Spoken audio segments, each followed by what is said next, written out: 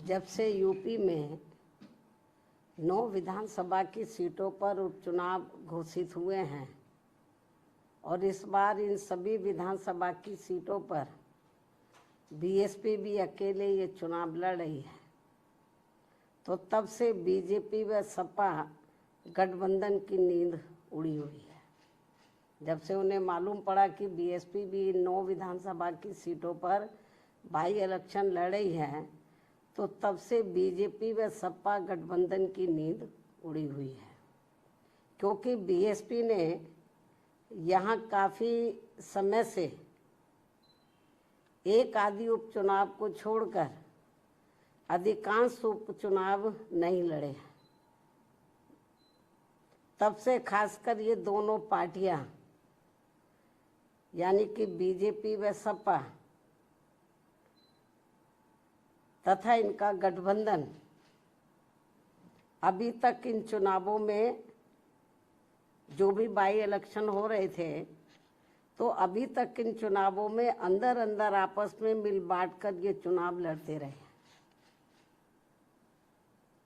लेकिन इस बार हो रहे उपचुनाव में जब बीएसपी में मैदान में डटी हुई है, तो अब इन दोनों पार्टियों व इनके गठबंधन की काफ़ी परेशानियां बढ़ गई हैं,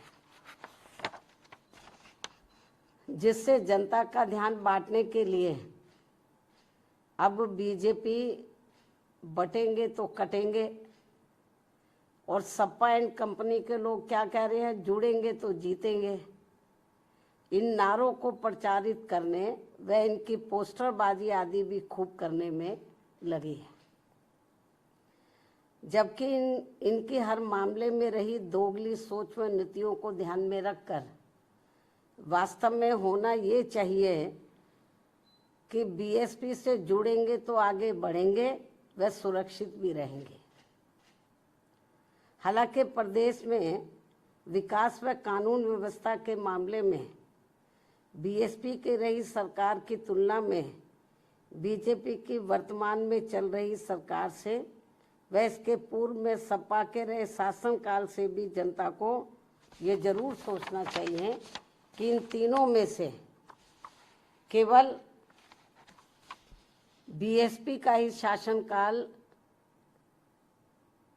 काफ़ी बेहतरीन रहा है। ऐसे में इनको प्रदेश की जनता को इनके ये हवाई नारों व पोस्टरबाजी आदि के चक्कर में बिल्कुल भी नहीं पड़ना चाहिए। इसलिए अपनी कमियों की वजह से ही अब बीजेपी के लोग ये नारा लगाकर उपचुनाव में वोट मांग रहे हैं कि बटेंगे तो कटेंगे, ये नारा लगाकर वोट मांग रहे हैं, तथा वही सपा के लोग भी ये नारा लगाकर वोट मांग रहे हैं कि जुड़ेंगे तो जीतेंगे। जबकि इनकी आड़ में ये दोनों पार्टियां यहाँ के लोगों को केवल गुमराह कर रही हैं। इन नारों की आड़ में तो ये दोनों पार्टियां और इनके गठबंधन यहाँ के लोगों को केवल गुमराह कर रहे हैं, जिनसे इन सीटों के वोटरों को, मतदाताओं को सावधान रहना बहुत जरूरी है। ये केवल अपनी कमियों पर से ध्यान बांटने के लिए इस किस्म के ये नारेबाजी कर रहे हैं, पोस्टरबाजी कर रहे हैं, तो यहाँ की जनता को गुमराह करने के लिए। तो जिनसे इन सीटों के मतदाताओं को सावधान रहना बहुत जरूरी है। इतना ही नहीं बल्कि सपा की रही सरकार में तो यहाँ अधिकारी लोग नहीं बल्कि सपा के गुंडे, बदमाश, माफिया आदि ही ज़्यादातर इनकी सरकार चलाते रहे। और अब ऐसा लगता है कि यहाँ हो रहे उपचुनाव में सपा अपने गुंडों, बदमाशों व माफियाओं को अंदर अंदर ये कह रहे हैं कि ये उपचुनाव जीतोगे तो आगे सरकार बनाओगे, तभी फिर बचे भी रहोगे। अपने गुंडे, बदमाश, माफियाओं को अंदर अंदर ये कह रहे हैं। इस किस्म की रिपोर्टें भी हमें सुनने के लिए मिल रही हैं। इस प्रकार से इन विरोधी पार्टियों की ऐसी सोच व धारणा से दूर रहकर अब बीएसपी ये चाहती है कि इनसे दूर रहेंगे तो बचे रहेंगे, इन दोनों पार्टियों से, इनके गठबंधन से दूर रहेंगे तो बचे रहेंगे। और अब समय आ गया है कि लोगों को खुद ही इन विरोधी पार्टियों के इस प्रकार के घिनौने, विषैले व संकीर्ण राजनीति के छलावों आदि से बचने के साथ ही ऐसे नारों व पोस्टरबाजी आदि से भी जरूर बचना होगा, और इसका जवाब इसी चुनाव में भी देना होगा। इसलिए यूपी में हो रहे विधानसभा चुनावों में आम लोगों के साथ ही खासकर यहाँ के वोटरों से ये विशेष अपील है कि वे इन विरोधी पार्टियों के ऐसे किसी भी छलावे, बहकावे व भड़कावे आदि में ना पड़कर अपना व अपने परिवार के हित में तथा प्रदेश के भी हित में ऐसे सभी पार्टियों से दूर रहते हुए अपने वोट केवल बीएसपी उम्मीदवारों को ही दें, क्योंकि इसी में ही सबका हित निहित व सुरक्षित भी है। इसके अलावा आप लोगों को ये भी मालूम है, यूपी के उपचुनावों के साथ साथ तो इस समय देश में झारखंड व महाराष्ट्र प्रदेश में भी विधानसभा के लिए आम चुनाव हो रहे हैं। यहाँ भी हमारी पार्टी अकेले ही अपने बलबूते पर ये चुनाव लड़ेगी। और यहाँ खास ध्यान देने की बात यह है कि इन दोनों राज्यों के चुनावों में, झारखंड व महाराष्ट्र, इन दोनों राज्यों के चुनावों में बीजेपी व कांग्रेस का बना गठबंधन पूर्व में पहले जिन राज्यों में चुनाव हुए, जैसे कर्नाटक है, हिमाचल है, इससे पहले हरियाणा है, जिन राज्यों में भी चुनाव हुए हैं, तो इन दोनों राज्यों के चुनावों में जो अब इस समय झारखंड और महाराष्ट्र में हो रहे हैं, इन दोनों राज्यों के चुनावों में बीजेपी व कांग्रेस का बना गठबंधन पूर्व में, इससे पहले जिन राज्यों में चुनाव हुए वहाँ पूर्व में जारी किए गए अपने अपने चुनावी घोषणा पत्रों को लागू करने को लेकर, जो उस समय इन्होंने लागू किया था और किस्म किस्म के प्रलोभन दिए थे अपने चुनावी घोषणा पत्र में, उसको ये लागू तो कर नहीं पा रहे हैं। बहुत बुरा हाल है, क्योंकि कर्नाटक में काफ़ी कुछ गवर्नमेंट की पोजीशन खराब हो रही है, हिमाचल में भी हो रही है। हिमाचल में तो हालत ये खराब है वहाँ पे इतनी ज़्यादा गवर्नमेंट की कि वहाँ के सरकारी कर्मचारियों को वो वेतन तक भी नहीं दे पा रहे हैं। लेकिन चुनाव में इन्होंने बड़ी बड़ी गारंटी दे दी चुनावी घोषणा पत्र में। तो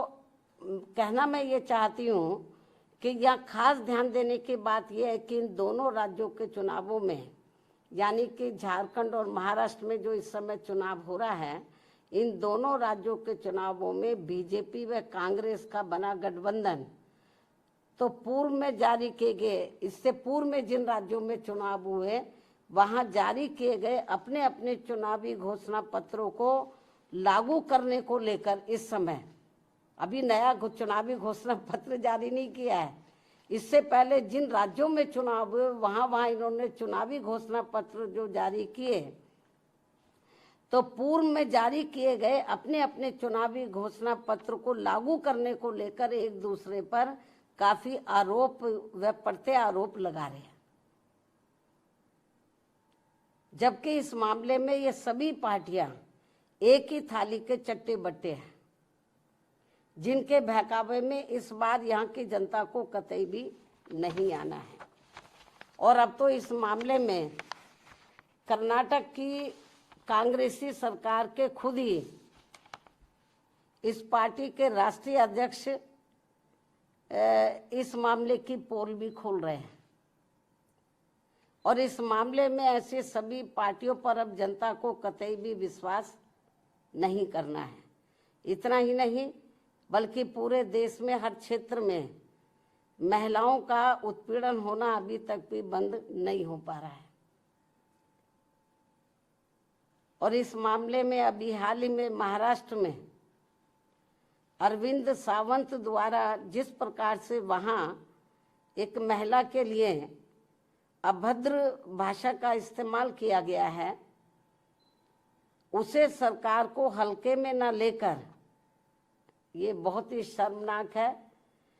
अमानवीय है, निंदनीय है। जो उन्होंने अभद्र भाषा का इस्तेमाल किया है तो उसे सरकार को, वहाँ की सरकार को हल्के में न लेकर बल्कि अति गंभीरता से लेते हुए उसके विरुद्ध सख्त कानूनी कार्रवाई करनी चाहिए, जो ये बहुत ज़रूरी है। और ये ऐसा नहीं हुआ तो और लोगों के भी फिर मनोबल बढ़ जाएगा कि और भी बोलते जाओ और महिलाओं के बारे में, जो ये ठीक नहीं है।